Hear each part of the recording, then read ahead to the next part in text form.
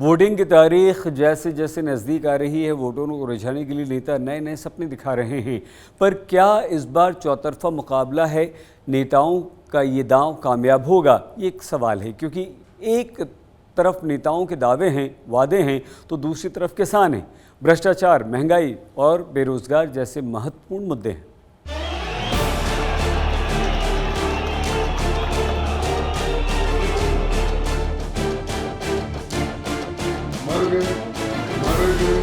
Suicide हो गए, heart attacks हो गए, ये सारी चीज़ें उस वक्त होने के बावजूद भी मोदी जी कभी हंस का मस वो नहीं बोले। 1 जून को आखिरी चरण का चुनाव है और दांव पर लगी 4 पार्टियों की साख है। ऐसे में चुनावी मेला जब खत्म होने वाला है तो हर सियासी दुकान पर बम्पर सेल लगी है। कोई 1000 की जगह हर महीने 1100 रुपए देने का वादा कर रहा है तो कोई हर साल 1 लाख रुपए देने का सपना दिखा रहा है। मतलब लूट सको तो लूट लो, क्योंकि ये ऑफर सिर्फ सीमित समय तक ही है। ट्यूबवेल बंद हो गया तो अपने को 6 तो 7 हजार करोड़ बच जूगा। 18 चो 5500 का बजट है 1 साल का, बचूगा 6 तो 7 हजार, खर्चना 5500। वो स्कीम बस मेरिया उंगलों ते पई है, पूरा खाका करी जाने तैयार। मामा भैनों नूं जिहड़ा 1000 रुपया देना सी देऊंगा भी 1100 नाले हुण। सरकारी अस्पतालों में, सरकारी कॉलेज यूनिवर्सिटीज में, सरकारी ऑफिस में आपको 1 साल की नौकरी का अधिकार मिलेगा,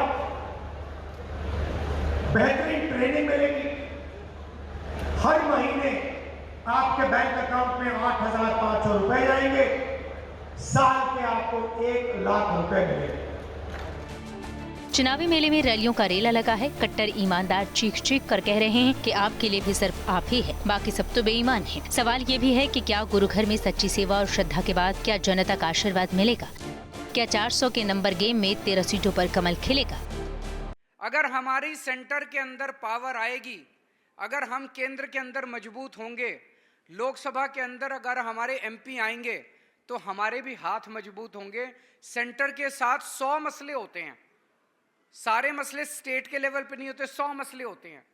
वो मसलों का हल तभी निकलेगा, हम सेंटर के साथ तभी संघर्ष कर पाएंगे, लड़ पाएंगे, आपके पंजाब के हक ला पाएंगे जब हमारे हाथ मजबूत होंगे। मेरा सवाल भगवंत मान जी ਨੂੰ है, भगवंत मान जी तुसी इस पार्टी दे मुखिया हो, तुसी इस मुद्दे ते जबान क्यों नहीं खोली सर? जे तुसी अखां मीच लियां, एक जिम्मेवार कौन है पंजाब दी इज्जत दा? पंजाबी दा अणख ही लोक है सब, उस अणख ते पहरा कौन देऊगा? पर असीं किहदे नाल जाके गल करिए? क्योंकि छोटे मियां तो छोटे मियां, बड़े मियां सुभान अल्लाह। भगवंत मान जी तो अजे अपने मिनिस्टरां नूं नहीं संभाल सके, उत्थे खुद मुख्यमंत्री सुप्रीमो दे घरे रौला पिया खड़ा है। चीफ मिनिस्टर दिल्ली के अंदर घरे भी अंदर एक महिला का अपमान है जो हो रहा है। 1 तारीख को इम्तिहान सड़क पर तंबू गाड़ कर बैठे इन किसानों का भी है, क्योंकि चुनावी मेले में सभी के लिए कुछ न कुछ है, पर इनके हिस्से में सियासत के सिवा कुछ नहीं है। यही वजह है कि किसान आंदोलन के बाद से सड़कों पर लगातार संघर्ष कर रहे इन लोगों को अब तक पता नहीं चल पाया है कि इनके सिर पर किसका हाथ है। ਆਪਾਂ ਐਮਐਸਪੀ ਕਰਕੇ ਤੇ ਸਵਾਮੀਨਾਥਨ ਦੀ ਰਿਪੋਰਟ ਕਰਕੇ ਇਹਨਾਂ ਨਾਲ ਲੜ ਰਹੇ ਆ, ਪਰ ਇਹਨਾਂ ਨੇ ਸਾਡੇ ਕਿਸਾਨਾਂ ਨੂੰ ਜਿਹੜਾ ਆ ਸਿੱਧੀਆਂ ਗੋਲੀਆਂ ਚਲਾ ਕੇ ਸਾਡੇ ਕਿਸਾਨ ਸ਼ਹੀਦ ਕੀਤੇ ਨੇ ਉੱਥੇ। ਤੇ ਹੁਣ ਪਿੰਡਾਂ ਦੇ ਵਿੱਚ ਆ ਕੇ ਵੋਟਾਂ ਮੰਗਣ ਦੇ ਨੇ। ਇਹ ਵੋਟਾਂ ਕਿਸ ਆਧਾਰ ਤੇ ਮੰਗਣ ਦੇ ਨੇ? ਕਿਉਂਕਿ ਇਹਨਾਂ ਦਾ ਹੱਕ ਨਹੀਂ ਬਣਦਾ ਵੋਟਾਂ ਮੰਗਣ ਦਾ। ਇੱਕ ਬੰਨੇ ਤੁਸੀਂ ਕਿਸਾਨਾਂ ਦੇ ਗੋਲੀਆਂ ਚਲਾਉਂਦੇ ਜੇ ਤੇ ਦੂਜੇ ਬੰਨੇ ਤੁਸੀਂ ਆ ਕੇ ਪਿੰਡਾਂ 'ਚ ਵੋਟਾਂ ਮੰਗਣ ਦੇ ਜੇ। ਅਸੀਂ ਇਹਨਾਂ ਕੋਲ ਸਵਾਲ ਪੁੱਛ ਰਹੇ, ਸਾਡੇ ਸਵਾਲਾਂ ਦਾ ਜਵਾਬ ਨਹੀਂ ਦੇ ਰਹੇ। ਸਾਡੇ ਜਿਹੜੇ ਉਹਦੇ ਸਵਾਲ ਆ ਉਹਨਾਂ ਦਾ ਜਵਾਬ ਦਿੱਤਾ ਜਾਵੇ ਵੀ ਸਾਨੂੰ ਸ਼ਾਂਤਮਈ ਸੰਘਰਸ਼ ਕਰਨ ਦਿੱਲੀ ਕਿਉਂ ਨਹੀਂ ਜਾਣ ਦਿੱਤਾ ਗਿਆ। ਲੋਕਾਂ 'ਚ ਗੱਲ ਖੜ ਰਹੇ ਆ ਵੀ ਇਹ ਇੰਨੀ ਜ਼ਾਲਮ ਸਰਕਾਰ ਆ, ਇਹ ਤੋਂ ਬਚੋ। ਅੱਜ ਅਸੀਂ ਸਵਾਲ ਪੁੱਛ ਰਹੇ ਆ ਤੇ ਇੰਨੀ तकलीफ हो रही भाजपा लीडरां नूं। यूं तो इस मेले में दावा किया जा रहा है कि हाथ बदलेगा हालात, पर सवाल हाथ के हालात को लेकर भी है, क्योंकि बीते दिनों में जिस तरह से पंजाब में हालात बदले हैं उसने 1 जून के सारे समीकरण बदल दिए हैं। बीजेपी सरकार जो मोदी जी के नेतृत्व में है, उनके सामने पूरे किसान लोग अपने जो भी विषय है या जो भी डिमांड है वो रखे, लेकिन डिमांड रखने के बावजूद भी उन्होंने नहीं माना। लेकिन यहाँ पर आम आदमी की पार्टी की सरकार है। आम आदमी की पार्टी की सरकार कैसा काम कर रही है, आप लोगों को ज्यादा बतलाने की जरूरत मुझे नहीं है। और यह बात मैं बहनों भाइयों इसलिए कह रहा हूं कि जिंदगी में हमने राजनीति की है तो जनता की आंखों में धूल झोंक कर राजनीति नहीं की है, जनता की आंखों में आंख डाल कर राजनीति की है। इसलिए मैं कह रहा हूं बहुत कुछ करना बाकी है भी किसान भाइयों के लिए। और अब मैं बतलाना चाहता हूं, बराबर हमारी मोदी जी से बात होती है, वह कहते हैं बहुत कुछ करने की जरूरत है। मैं एक छोटा सा उदाहरण आपको देता हूं, मेरी बात गलत हो तो इस पर भी मैं चाहूंगा कि न्यूज़पेपर लिख दे। और वही व्यक्ति हमारे आपके नेता केजरीवाल जी की तारीफ कर रहा है, कांग्रेस के नेता राजीव गांधी की तारीफ कर रहा है, कह रहा है राजीव ऑन फायर। 2004 से 2024 तक अर्श से फर्श तक सफर तय करने के बाद अब सवाल तराजू की विश्वसनीयता को लेकर भी है, क्योंकि चुनावी दंगल में इस बार ये भी अकेला है। जालंधर से देवेंद्र कुमार, अमृतसर से अमित शर्मा और फाजिल्का से सुरेंद्र गोयल के साथ आज तक ब्यूरो। वोटिंग से पहले पंजाब में जहां पार्टियां और उनके उम्मीदवार जोर शोर से प्रचार कर रहे हैं, वहीं एनआरआईज भी इस काम में पीछे नहीं। अमेरिका, कनाडा में रहने वाले एनआरआई पंजाबी भी आजकल पंजाब में अपने मनपसंद उम्मीदवार के लिए कैंपेन करने में जुटे हैं। लुधियाना में कुछ ऐसे ही एनआरआईज लोगों से हमारी संवाददाता विवेक ने बात की।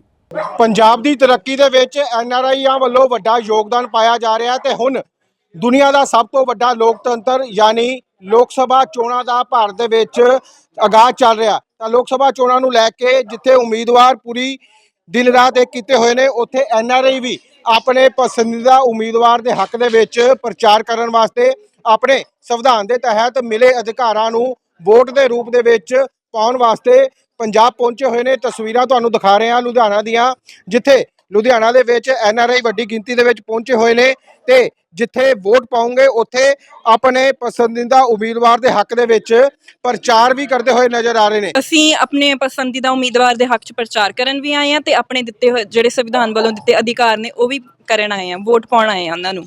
ਇੱਥੇ ਆਪਾਂ ਨੂੰ ਡਿਵੈਲਪਮੈਂਟ ਦੀ ਲੋੜ ਆ। ਪਿਛਲੇ 7 ਸਾਲਾਂ ਤੋਂ ਕੋਈ ਡਿਵੈਲਪਮੈਂਟ ਨਹੀਂ ਹੋਈ ਹੈਗੀ ਜੋ ਮੈਂ ਦੇਖੀ ਆ, ਤੇ ਮੈਨੂੰ ਇਦਾਂ ਹੈ ਕਿ ਜੇ ਆਪਾਂ ਆਪਣੀ ਖੇਤਰੀ ਪਾਰਟੀ ਲੈ ਕੇ ਆਵਾਂਗੇ ਪੰਜਾਬ ਦੇ ਵਿੱਚ ਤਾਂ ਆਪਣੀ ਤਰੱਕੀ ਹੋਊਗੀ। ਤੇ ਪ੍ਰਚਾਰ ਦੇ ਵਿੱਚ ਡਟੇ ਹੋਏ ਆ ਜੀ, ਕਿਉਂਕਿ ਇੱਥੇ ਆਪਾਂ ਆਪਣੀ ਖੇਤਰੀ ਪਾਰਟੀ ਜਿਤਾਉਣ ਲਈ ਆਏ ਆ।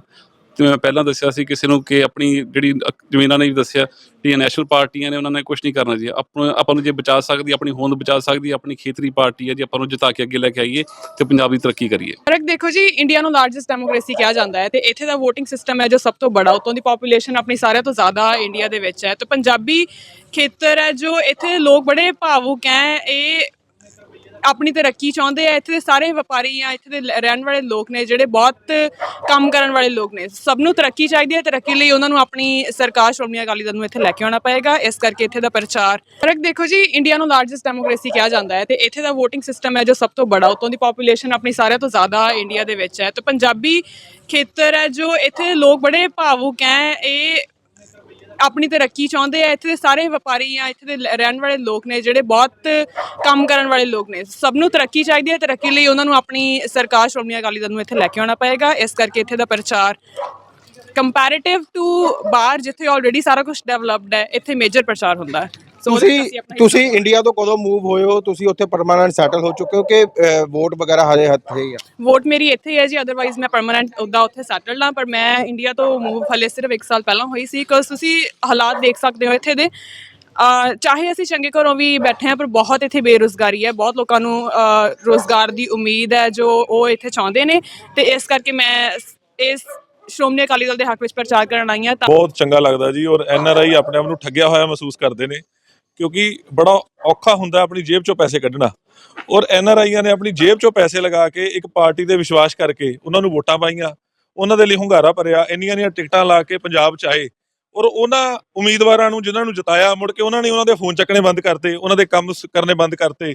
ਤੋ ਇਹ ਠੱਗਿਆ ਹੋਇਆ ਮਹਿਸੂਸ ਕਰਦੇ ਨੇ। ਇਸ ਕਰਕੇ ਹੁਣ ਦੁਬਾਰਾ ਆਪਣੀ ਖੇਤਰੀ ਪਾਰਟੀ ਲਈ ਸ਼੍ਰੋਮਣੀ ਅਕਾਲੀ ਦਲ ਲਈ ਪ੍ਰਚਾਰ ਕਰਨ ਆਏ ਨੇ ਜੀ। ਤਾਂ ਤਸਵੀਰਾਂ ਦਿਖਾ ਰਹੇ ਆ ਕਿ ਘਰ ਘਰ ਜਾ ਕੇ ਐਨਆਰਆਈ ਆਪਣੇ ਪਸੰਦੀਦਾ ਉਮੀਦਵਾਰ ਦੇ ਹੱਕ ਦੇ ਵਿੱਚ ਪ੍ਰਚਾਰ ਕਰਦੇ ਨਜ਼ਰ ਆਏ ਨੇ। ਲੋਕਾਂ ਦੇ ਨਾਲ ਰਾਬਤਾ ਕਾਇਮ ਕਰਕੇ ਉਹਨਾਂ ਨੂੰ ਆਪਣੇ ਉਮੀਦਵਾਰ ਦੇ ਹੱਕ ਦੇ ਵਿੱਚ ਵੋਟ ਪਾਉਣ ਦੀ ਅਪੀਲ ਵੀ ਕਰਦੇ ਹੋਏ ਨਜ਼ਰ ਆ ਰਹੇ ਨੇ ਤੇ ਕਹਿੰਦੇ ਨੇ ਕਿ ਸਾਨੂੰ ਜੋ ਸੰਵਿਧਾਨ ਦੇ ਤਹਿਤ ਹੱਕ ਮਿਲੇ ਨੇ, ਅਧਿਕਾਰ ਮਿਲੇ ਨੇ, ਉਸ ਨੂੰ ਜ਼ਰੂਰ ਨਿਭਾਵਾਂਗੇ। ਬੇਸ਼ੱਕ ਉਹ ਕੈਨੇਡਾ ਚਲੇ ਗਏ ਨੇ, ਪਰ ਜਿਹੜੇ ਅਧਿਕਾਰ ਨੇ ਉਸ ਨੂੰ ਨਿਭਾਉਣ ਵਾਸਤੇ ਹੋਰ ਵੀ ਵੱਡੀ ਗਿਣਤੀ ਦੇ ਵਿੱਚ NRI ਪੰਜਾਬ ਪਹੁੰਚ ਰਹੇ ਨੇ ਤੇ ਪ੍ਰਚਾਰ ਵੀ ਕਰਨਗੇ ਆਪਣੇ ਹੱਕ ਦੇ ਉਮੀਦਵਾਰ ਦੇ ਹੱਕ ਦੇ ਵਿੱਚ ਤੇ ਵੋਟ ਵੀ ਜ਼ਰੂਰ ਪਾਉਣਗੇ। कैमरा पर्सन रोहित दे नाल विवेक टाल, पंजाब तक लुधियाना। तो एक तरफ चुनावी शोर है और दूसरी तरफ पंजाब सरकार के मंत्री बलकार सिंह का नाम भी खूब चर्चा में है। इसका कारण है बलकार सिंह का एक वायरल वीडियो जिसको लेकर दावा किया जा रहा है कि मंत्री ने नौकरी दिलाने के बहाने एक लड़की का यौन शोषण किया। अब विपक्ष इस पूरे विवाद में मान सरकार से कार्रवाई की मांग कर रहा है। ये है पंजाब सरकार के मंत्री बलकार सिंह, जिन पर बीजेपी ने नौकरी के बदले एक लड़की के शोषण का आरोप लगाया है। पंजाब के मंत्री पर यह आरोप ऐसे समय में लगा है जब वोटिंग में महज 3 दिन का वक्त बचा है। शोषण के आरोप पर मंत्री जी ने किस अंदाज में जवाब दिया, ये भी देख लीजिए।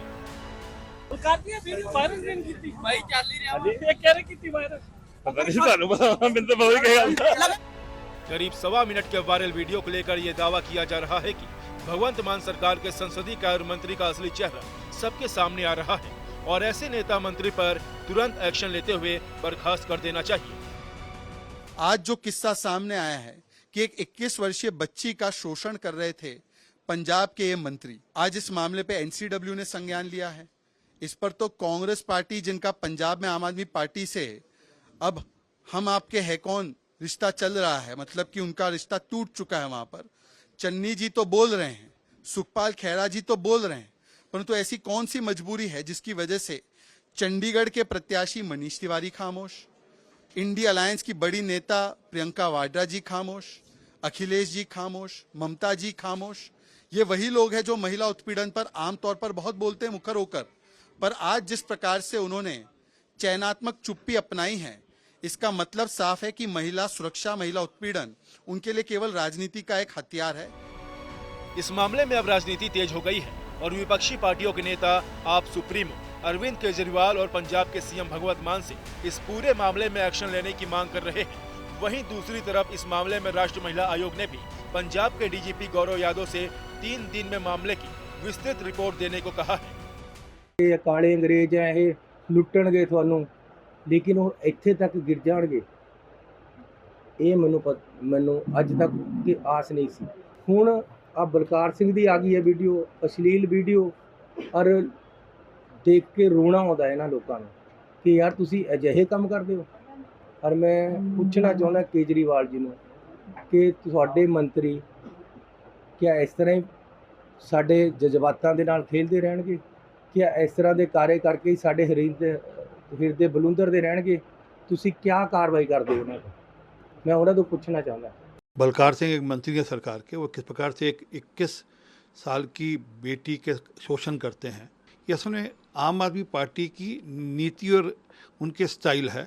वह इसी प्रकार से ही महिलाओं का शोषण करते हैं, चाहे वो स्वाति मालीवाल को अपने घर बुलवाकर पिटवाने की बात हो, चाहे अब ये बलकार सिंह का मामला हो, चाहे संदीप कुमार का मामला हो। आज तक केजरीवाल ने किसी एक मामले का जवाब नहीं दिया और ना ही कभी कोई स्ट्रिक्ट एक्शन लिया। दिखता है कि उनकी पार्टी में जिस प्रकार की हरकतें होती हैं, जिस प्रकार के उनके कार्यकर्ता या उनके नेता जिस प्रकार के कुकर्म करते हैं, उसके बाद किस प्रकार से केजरीवाल उन सबको संरक्षण देते हैं। इतने गंभीर आरोपों पर मंत्री जी की संजीदगी का आलम यह है कि जब मीडिया उनसे इस पूरे मामले में सवाल पूछता है तो वो मुस्कुराते रहते हैं और मीडिया सेलिब्रिटी की तरह नो कमेंट्स कहकर वहां से निकल जाते हैं।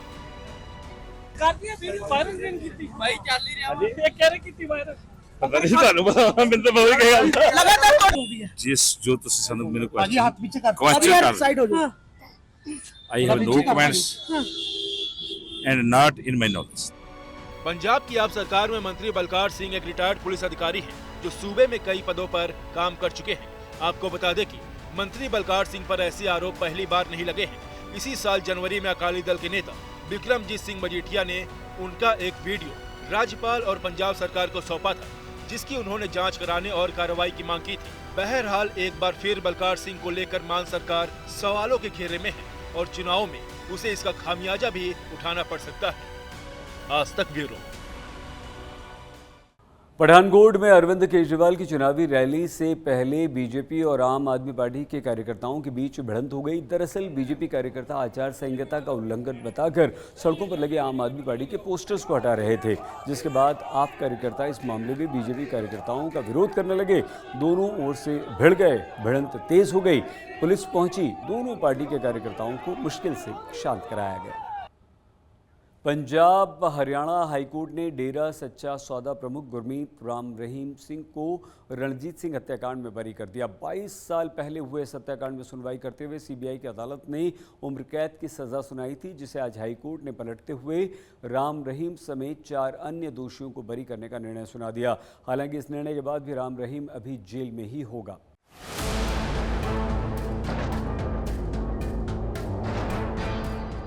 पंजाब हरियाणा हाईकोर्ट ने डेरा सच्चा सौदा चीफ राम रहीम समेत 5 लोगों को डेरा मैनेजर रणजीत सिंह हत्याकांड में बरी कर दिया है। राम रहीम समेत 5 आरोपियों को सीबीआई कोर्ट ने उम्र कैद की सजा सुनाई थी, जिसे आज हाईकोर्ट ने पलट दिया। माननीय हाईकोर्ट में एक केस में RC 8 में जितने भी 5 लोग थे सभी को बरी किया है। आज वो प्रोनाउंसमेंट के ऊपर लगा हुआ था, जिसकी आर्गुमेंट पहले हो चुकी थी और प्रोनाउंसमेंट के दौरान माननीय हाई कोर्ट ने जो निचली अदालत का फैसला था उसको बदल दिया है और सभी को एक्विट किया। जैसा कि हम आपको पहले भी बताते रहे हैं कि पूज्य गुरु संत गुरमीत राम रहीम सिंह जी इंसान जी को माननीय न्यायपालिका पर पूर्णतः यकीन था और है, और जो माननीय हाई कोर्ट ने, माननीय न्यायपालिका ने आज जो ये फैसला दिया है उसका हम पूर्णतः स्वागत करते हैं। साल 2002 में हुए इस हत्याकांड में सीबीआई जांच के बाद 19 साल बाद फैसला सुनाया गया था। राम रहीम इस वक्त रोहतक की सुनारिया जेल में बंद है, जहां वो पत्रकार रामचंद्र छत्रपति हत्याकांड और साध्वी रेप केस में सजा काट रहा है। सभी को दोषी करार दिया और उम्र कैद की सजा सुनाई। इस मामले में आज Punjab and Haryana high court ने इस मामले में गुरमीत राम रहीम सहित बाकी दोषियों को भी बरी किया है। तो ये फैसला जो है कहीं ना कहीं निराशाजनक है। कोर्ट के इस फैसले को पंजाब और चंडीगढ़ के चुनावों से जोड़कर देखा जा रहा है, क्योंकि इन दोनों जगहों पर 1 जून को लोकसभा के लिए वोट डाले जाएंगे। राम रहीम डेरा सच्चा सौदा का प्रमुख है। इसकी पकड़ हरियाणा, पंजाब और चंडीगढ़ के कई इलाकों में है। सीबीआई ने डेरा मुखी समेत 6 ਬੰਦਿਆਂ ਦਾ ਚਲਾਨ ਕੀਤਾ ਸੀਗਾ, ਜਿਹਦੇ ਵਿੱਚ डेरा मुखी राम रहीम जी, अपना बाबू इंदर सैन, अवतार सिंह ते जसवीर ते शब्दल ते कृष्ण लाल, ये अक्यूज़ड बनाए ਸੀਗੇ। ड्यूरिंग ट्रायल ਜਿਹੜਾ ਹੈਗਾ ਉਹ ਇੰਦਰ ਸੈਨ ਦੀ ਡੈਥ ਹੋ ਗਈ ਸੀਗੀ। ਬਾਕੀ ਬੰਦਿਆਂ ਨੂੰ ਲਾਈਫ ਇੰਪ੍ਰਿਜ਼ਨਮੈਂਟ ਕੀਤੀ, ਜਿਨ੍ਹਾਂ ਨੇ ਵੱਖ-ਵੱਖ ਅਪੀਲਾਂ ਕੀਤੀਆਂ ਸੀ। ਉਹਨਾਂ ਅਪੀਲਾਂ 'ਚ ਪਿਛਲੇ ਮਹੀਨੇ ਹਾਈ ਕੋਰਟ ਨੇ ਜਿਹੜਾ ਹੈਗਾ ਉਹ ਆਰਗੂਮੈਂਟ ਸੁਣੇ ਸੀਗੇ ਤੇ आज उसका फैसला दिया है। राम रहीम के रसूख का अंदाजा इसी बात से लगा सकते हैं कि साल 2022 से 6 बार फरलो और 3 बार की पैरोल को मिलाकर 192 दिनों तक जेल से बाहर रह चुका है, और अब जब एक बार वोटिंग होने जा रही है तो कोर्ट से उसे बड़ी राहत मिली है। चंडीगढ़ से अमन भारद्वाज के साथ आज तक ब्यूरो।